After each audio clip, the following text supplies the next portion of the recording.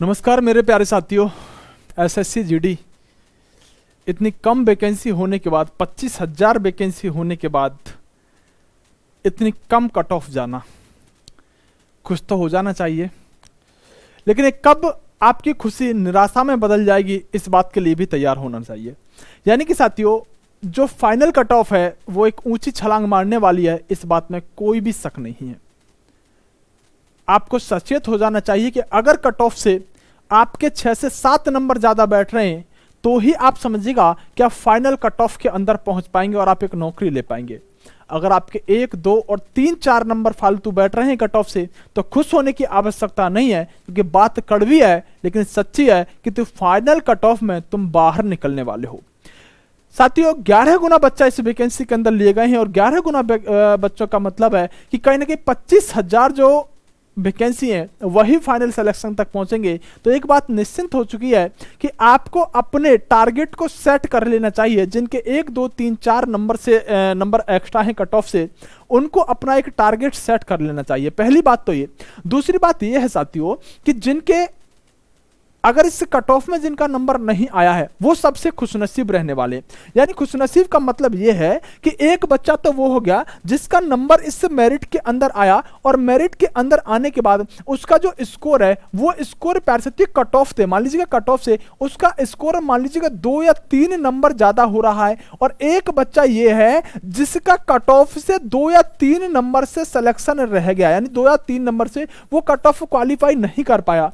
तो जो बच्चा 2-3 नंबर फालतू हैं उस बच्चे से ज्यादा अच्छा जिसका 2 या 3 नंबर से इस कट ऑफ में नंबर नहीं आया, ये वाला बच्चा ज्यादा ठीक है, क्योंकि जो 2 या 3 नंबर ऊपर है वो फाइनल में जाकर बाहर निकल जाएगा, जबकि ये 2 या 3 नंबर से जो इस कट ऑफ में नहीं आया ये किसी और एग्जाम की तैयारी कर रहा होगा, और किसी और एग्जाम की तैयारी करके ये अपनी एक नौकरी हो सकता है कि ले जाए, क्योंकि अब इसका माइंड डाइवर्ट नहीं होगा, इसका माइंड किसी और तरफ नहीं जाएगा। ये जान चुका है कि भाई ये वाली एसएससी तो मेरे लिए गई। तो मैं आपको एक बात कहना चाहता हूं कि आखिरकार जो आज की वीडियो का उद्देश्य है वो यही है कि बहुत सारे बच्चे भ्रमित हैं जिनके 2 या 1 या 3 नंबर फालतू हैं, और एक ऐसे बच्चे जो कि प्यारे साथियों अगर हम बात करें कि जिनका 1 या 2 नंबर से इस कट ऑफ में नहीं आया है। तो आज की वीडियो का मुख्य उद्देश्य प्यारे साथियों क्या है? आज की वीडियो का उद्देश्य है फेल होने वाले अब क्या करें, जिनका इस कट ऑफ में नंबर नहीं आया वो क्या करें।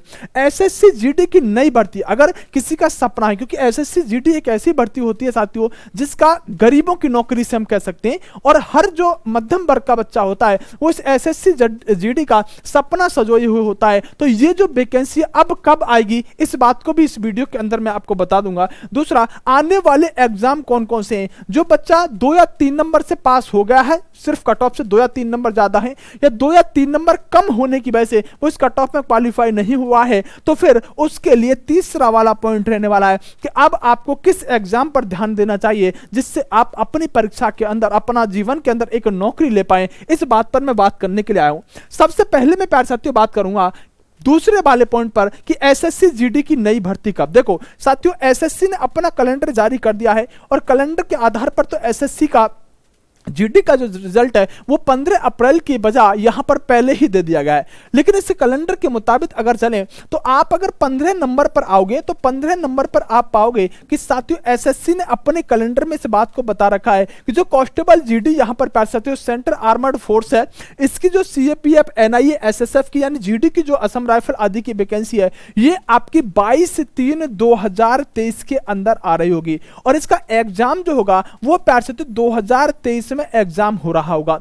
यानी एसएससी जीडी का अगर आप इंतजार कर रहे हो तो आपके पास 1 साल से भी ज्यादा है। एक बात तो ये कि आपके पास टारगेट फिक्स है, आज के बाद आपको एम दिख रहा है, और आज से ही आप 1 साल का टारगेट फिक्स करके अपनी तैयारी को धार दे सकते हो। और एसएससी जीडी में अगर इतनी लंबी तैयारी करके अगर आप एग्जाम दोगे तो 100% अगली वाली एसएससी जीडी को निकाल दोगे। एक बात तो ये कही जा सकती है। दूसरी बात प्यारे साथियों कि इस एसएससी जीडी को तो टारगेट रखूं ही रखूं सर मैं, अगर इसके अलावा जो अभी 2-3 महीने में एग्जाम आ रहे हैं उनको टारगेट रख लेता हूं, जब उनकी तैयारी करूंगा तो एसएससी जीडी की तैयारी तो खुद ही हो जाएगी। तो दूसरी बात मैं आपको बताने चाहता हूं कि आखिरकार आने वाले एग्जाम कौन कौन से हैं, आने वाली परीक्षा कौन कौन सी है। सबसे पहले और सबसे ज्यादा गरीबों की नौकरी कहे जाने वाली सत्य रेलवे की नौकरी, जो ग्रुप डी की नौकरी है, क्योंकि एनटीपीसी सीबीटी 2 का तो रिजल्ट आ गया है।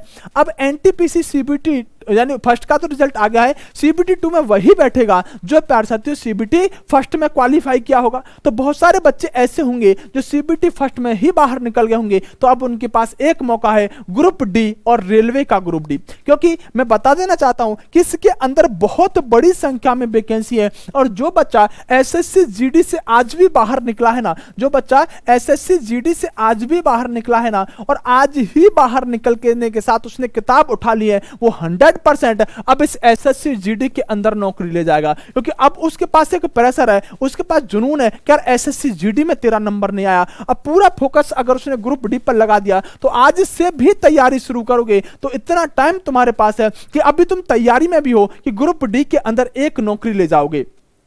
और दोस्तों अगर ग्रुप डी के अंदर आपको एसएसएफ ना मिली होती, अगर ग्रुप डी के अंदर एसएसएफ तो मिलती नहीं जब कट ऑफ से बाहर हो गए हो, तो एसएसएफ को अगर मैं छोड़ दूं तो ग्रुप डी की नौकरी एसएससी जीडी से कहीं भी किसी भी क्षेत्र में कम नहीं है। यानी एसएससी जीडी की जो नौकरी है उससे कई गुना मैं कह सकता हूं कि ग्रुप डी की नौकरी बेस्ट है।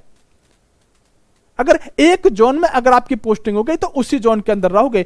एसएससी जीडी के अंदर कभी आपको कर्नाटक, कभी चेन्नई, कभी तमिलनाडु, कभी मुंबई, कभी कहीं, इसमें जिस क्षेत्र में आपकी नौकरी मिल गई ना उसी क्षेत्र के अंदर आपको नौकरी जिंदगी भर करनी होगी। इसके अंदर अगर आपका दिमाग सही है, म्यूचुअल ट्रांसफर अगर आपने ले लिया तो हो सकता है कि जहां आपका गांव है, घर है, शहर है ना, वहीं पर भी ड्यूटी लेकर आ सकते हो इस ग्रुप डी के अंदर जिंदगी भर के लिए। इसके अंदर अगर ग्रुप डी के अंदर प्रमोशन लेने शुरू कर दिया ना तो मैं आपको बता देना चाहता हूं कि स्टेशन मास्टर टीटी तक पहुंचाओगे ग्रुप डी के अंदर लगने के बाद। वहां हो सकता है कि एक बार सिपाही से सिलेक्शन लेने के बाद लास्ट एसआई और एएसआई, नहीं तो हेड कांस्टेबल और लास्ट कांस्टेबल से ही रिटायरमेंट होकर वापस आ जाओगे। यहां पर स्टेशन मास्टर तक पहुंच सकते हो, टीटी तक यहां ग्रुप डी के अंदर बन सकते हो। तो अपना भूल जाओ, जो हुआ हमें नहीं पता सर वो क्या था, हमारे साथ गलत था, बस हम अपना अगला टारगेट सेट कर पाए, सबसे महत्वपूर्ण बात होती है। जिसके 2 या 3 नंबर भी ज्यादा है ना वो अपना इस एग्जाम की तैयारी कर ले, सबसे बेस्ट तैयारी रहने वाली है अगर आपने फॉर्म भर रखा है तो।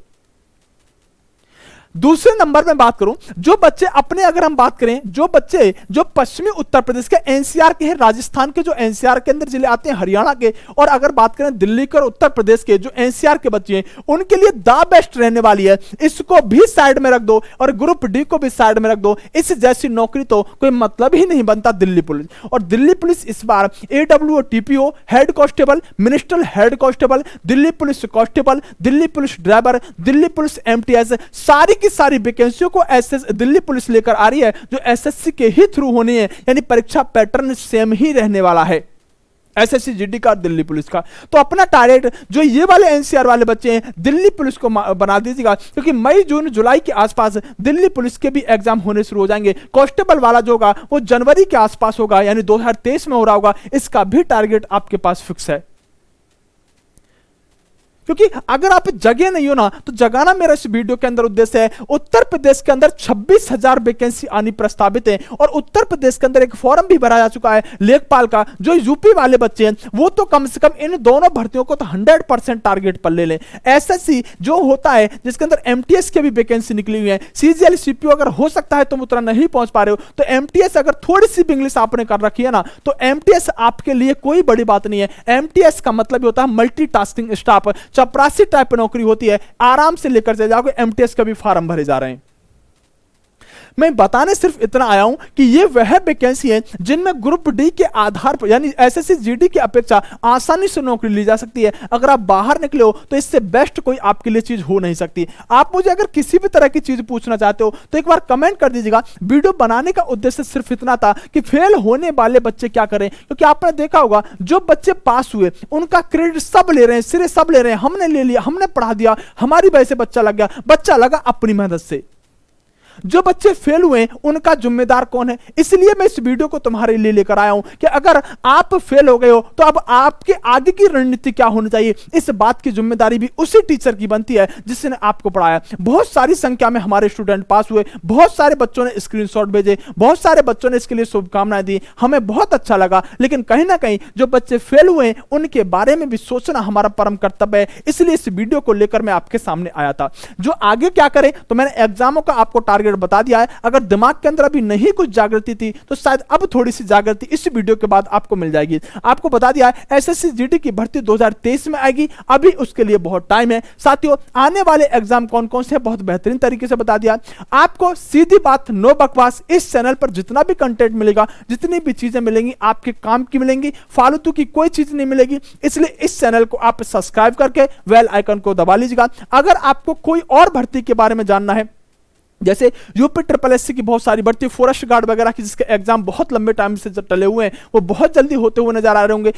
एआरओ की भर्ती जो है उत्तर प्रदेश के अंदर जो अधीनस्थ सेवा चयन आयोग के द्वारा ली जाती है, वो बहुत जल्दी री एग्जाम होता हुआ नजर आएगा। अगर किसी भी बात की जानकारी आपको चाहिए तो आप एक बार कमेंट कर दीजिएगा, आपके हर उस क्वेश्चन का जवाब मैं रिप्लाई करके दूंगा। लेकिन आपको इस चैनल को इसी तरह आगे बढ़ाना होगा। सब्सक्राइब कीजिएगा, बेल आइकन दबाइएगा और लाइक करके इस वीडियो को शेयर कर दीजिएगा। Thank you very much, bye bye, फिर मिलेंगे अगली वीडियो में।